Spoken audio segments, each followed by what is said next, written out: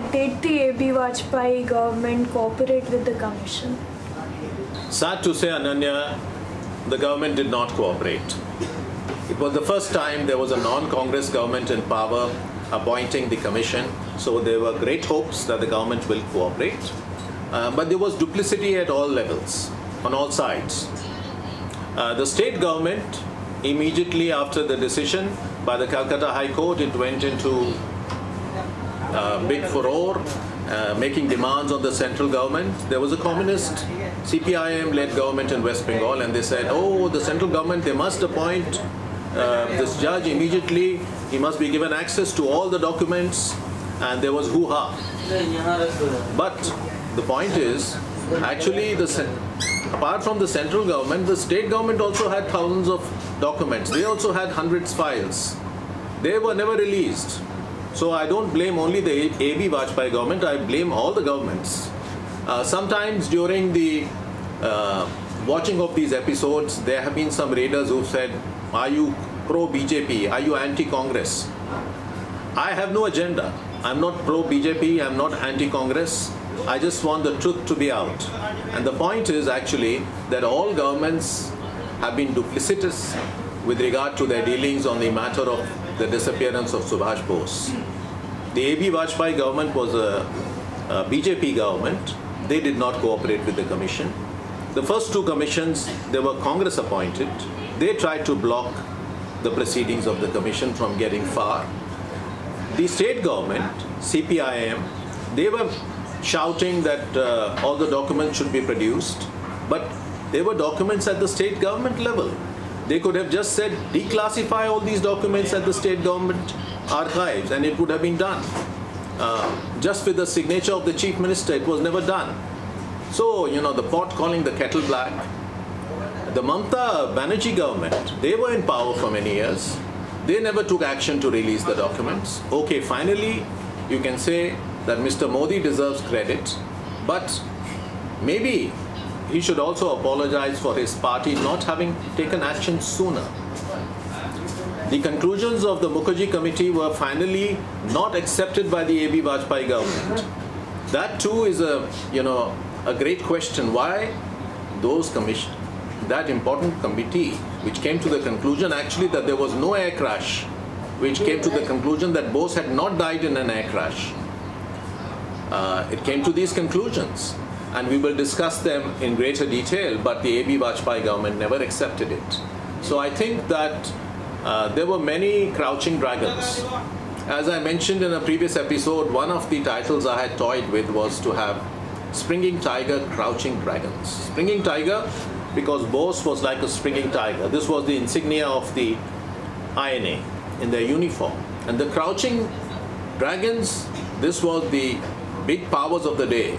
The United States, Great Britain, the Allied, forces. They were all after Bose.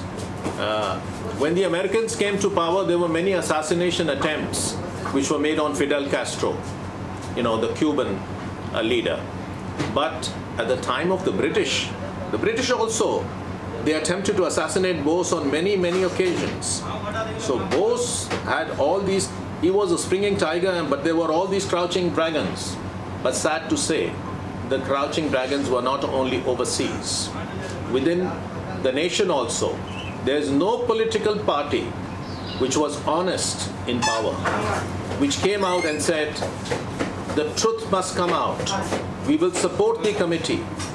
So A.B. Vajpayee government also, the poor Justice Mukherjee, he kept asking for documents, and they said, no, we've given you all the documents. We don't have any more documents. You have bureaucrats who are saying, no more documents exist.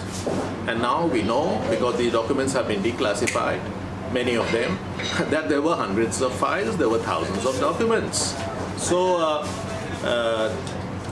I don't know if we have a banana republic, but it looks like we have a Nana republic, an overly paternalistic government which wants to hide things, which wants to, in the name of protecting the public, it's keeping all these files away for so many years, 70 years, more than that. So, yes, so this was the background. The Justice Mukherjee Commission started its work, but the government resorted to stonewalling tactics. They were not giving enough documents, enough files to the government, to the commission. Okay, so can you give us an example of an important file that the commission asked for but never got? Yes, there were many files which Justice Mukherjee asked for, and as I just mentioned, there was stonewalling tactics, and the government said, oh, we cannot find this file, the file has been destroyed, and then the documents, because files cannot be destroyed unless somebody is instructing somebody to destroy a file. Those instructions had disappeared. But let me mention one very important file which was not produced before the commission. Some years earlier, during the Janata Party, when Prime Minister Morarji Desai was the Prime Minister of the country, he made a very, very startling statement on the House before Parliament. Morarji Desai said in Parliament, and this record is available, he said there have been 2 commissions which have investigated the matter of Bose's alleged death in an alleged air crash, and they have come to certain conclusions that there was a crash, Mr. Bose died in that crash, but new evidence has come before my government which clearly shows that there are grave doubts about the existence of the crash. There are grave doubts about Mr. Bose's death in the crash, and those will be produced before the nation. But Mr. Morarji Desai, he made the statement, but after that nothing happened. He did not contradict himself. He did not retract his statement, but nothing further happened. So Justice Mukherjee, one of the important questions he asked the government when he was asked to investigate the matter, he said, on what basis can you show me the files on the basis of which Mr. Morarji Desai made his very startling statement? And the government said, we don't have any files that would support his conclusion. Now the Prime Minister of a nation, he cannot address Parliament and make a statement like this unless there is strong documentary evidence before him, which he has gone through, which he has examined. He is briefed. Only then he can say that I do not accept the conclusions of 2 commissions which have I have new evidence which suggests that those conclusions were flawed. So these documents were never produced. None of the other documents were produced which we knew were in existence. There was just a blanket wall of secrecy that was drawn. The government kept on saying that we don't have these documents, we don't have these files. Different departments of the government kept blaming the others. The IB would say, we don't have it, maybe the Home Office has got the files. The Home Office would say, no, we don't have it, maybe the Prime Minister's office has the file. So they kept on, saying, we don't have it, somebody else may be having it. And Justice Mukherjee, he just clutched his head in despair probably. And to make things worse, Justice Mukherjee said, can you at least give me all the records which the 2 commissions previous to me had been going through. So he wanted all the records of the Shahnawaz committee, and he wanted all the records of the G.D. Khosla committee. But even that was not produced before him. Can you imagine? Eventually it was, but for a long time the government resisted. So clearly there was a agenda at work to hide the truth from surfacing. And that's of course discussed further on in the book.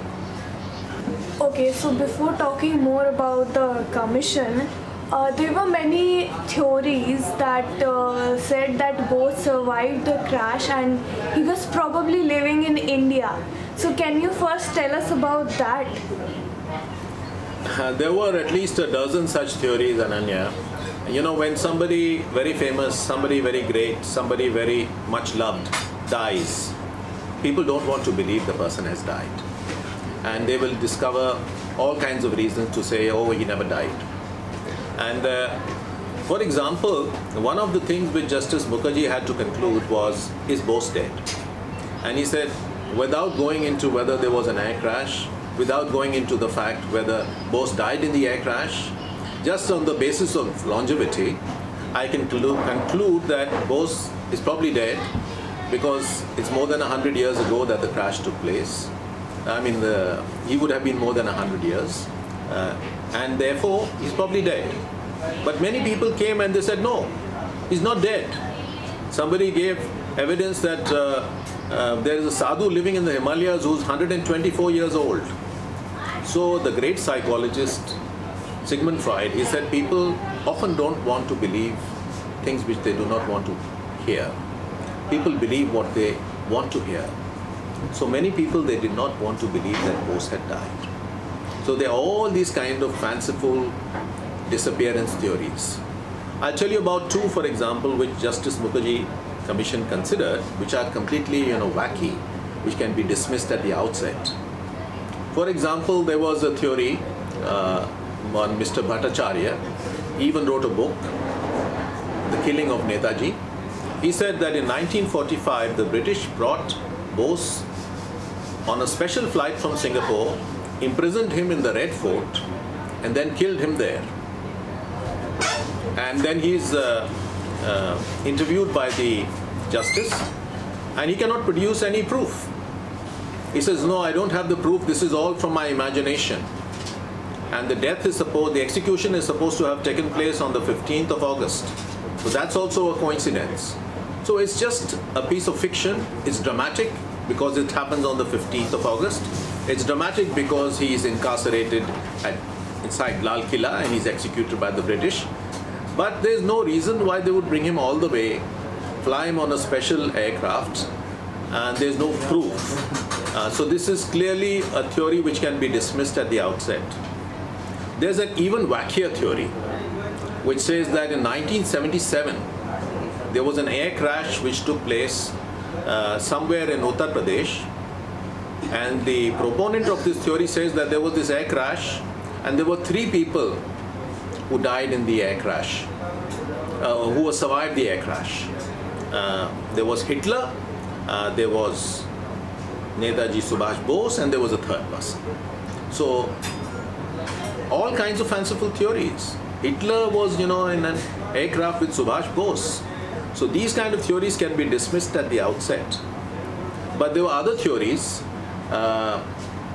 which were remotely plausible, let us say. Some theories, of course, like the 2 I just mentioned, were purely nonsensical. But other theories were remotely plausible. But all these theories, they seem to have one common factor. Netaji survives, he comes to India, and he starts living as a sadhu. So the 2 most famous of the reinvented as a sadhu theories, one is with regard to the Sholmari Baba, and the other is with regard to Gumnami Baba. And there are people who swear that, oh, there was actually Bose came to India and he lived in an ashram as the Sholmari Baba. And there are people who swear that no, Bose actually survived and he lived as the Gumnami Baba. So finally the commission comes to the conclusion that all these theories are not proved.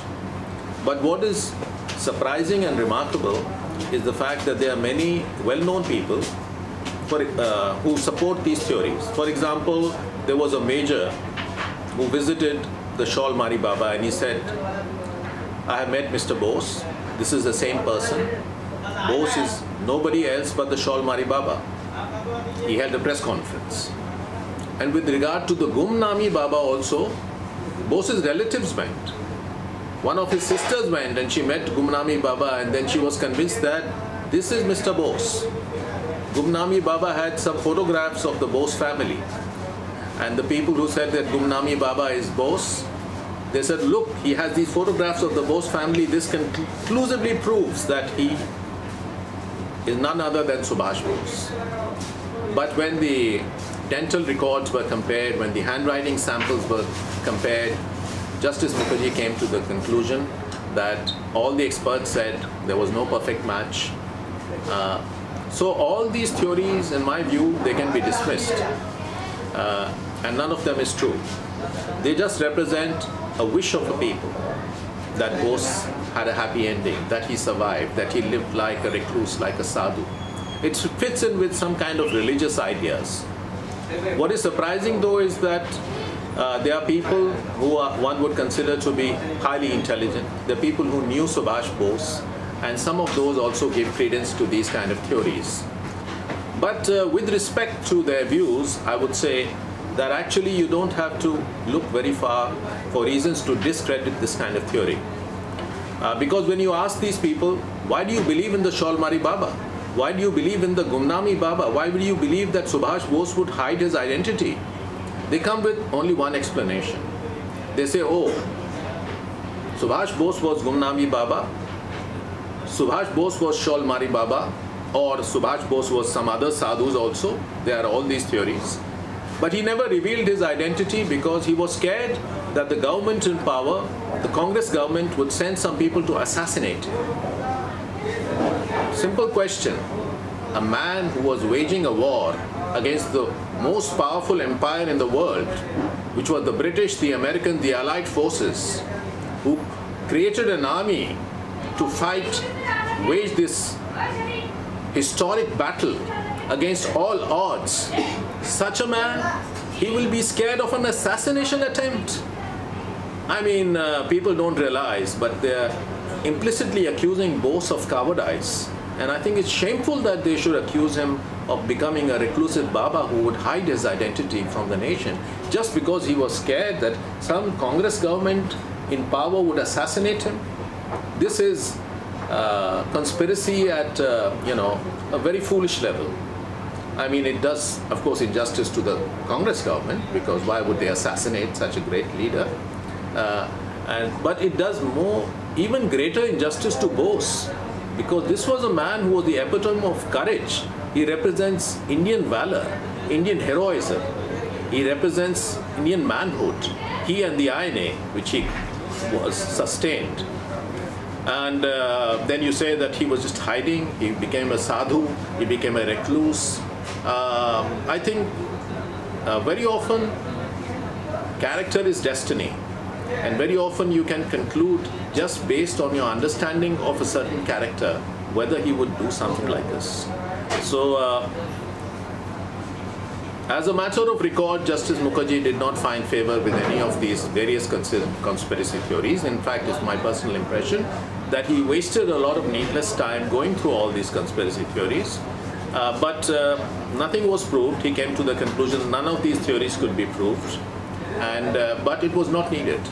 But there are people who are still going on saying that no, he was Sholmari Baba, no, he was Gumnami Baba. Gumnami Baba has the greatest credence, and unfortunately there are many respectable people who give credence to that theory. But as I discuss in my book, the truth is something else. So when the government was not giving Justice Mukherjee the documents, what did he do? Yes, Justice Mukherjee, poor Justice Mukherjee got very frustrated because the government was not giving him all the files and documents he was asking for. But he labored on, he did not give up hope. He thought, well, if the government is not giving me the documents, maybe I will be able to find them in some other country. Because let's not forget that Netaji Bose was a globe-trotting revolutionary. He was going all over the world, and he had created a great nuisance for the British, for the Americans, for the Allied forces. Bose understood very well that the enemy of my enemy is my friend.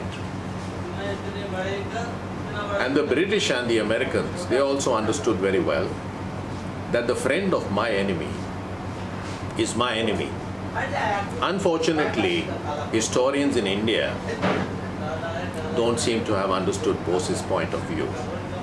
Anyhow, leaving that discussion aside, Justice Mukherjee decided to go to the United Kingdom, the United States, to Russia, to see if he could get some documents. But just like there was stonewalling by the government in power in India, his efforts did not meet with much success. In England, he went to some libraries and he asked for some files, some government archives. And the government said, no, these are very secret documents, we cannot give them to you. Ask your government to write to us. So then he wrote to Indian government. Indian government may or may not have written to the British, but they said, yes, we've written to the British. But finally the British said, we cannot produce these files. Sorry, it's top secret. Of course, they could have had other reasons for not giving the files, because there were numerous attempts, as I mentioned, to assassinate Netaji. And there are British historians who have come up with these facts. They say that Netaji represented a threat at many levels. Firstly, of course, he had created this army, which had great symbolic value. And Gandhiji, for example, he believed in symbols, and but this was a great symbol. Netaji had recruited his army from amongst people living in Southeast Asia, from Singapore, from Burma, from Thailand, from Malaysia, and people would feel ashamed.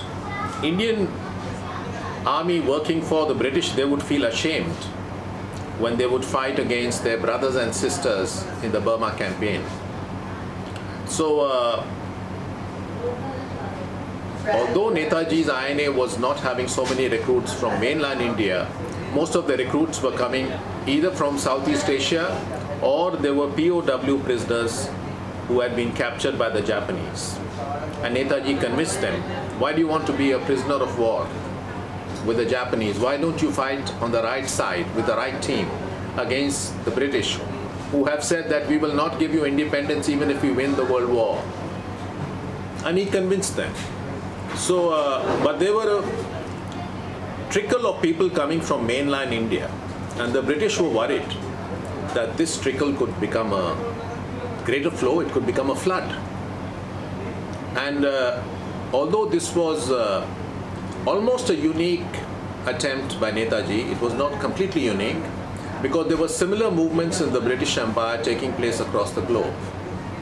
So the British were very fearful that what Netaji is doing could spark a global kind of revolution against the empire. So it was very, very important to get rid of him. So there may have been some documents related to all these assassinations which were attempted, which the British did not want to give out to Justice Mukherjee for fear of damaging relations with India.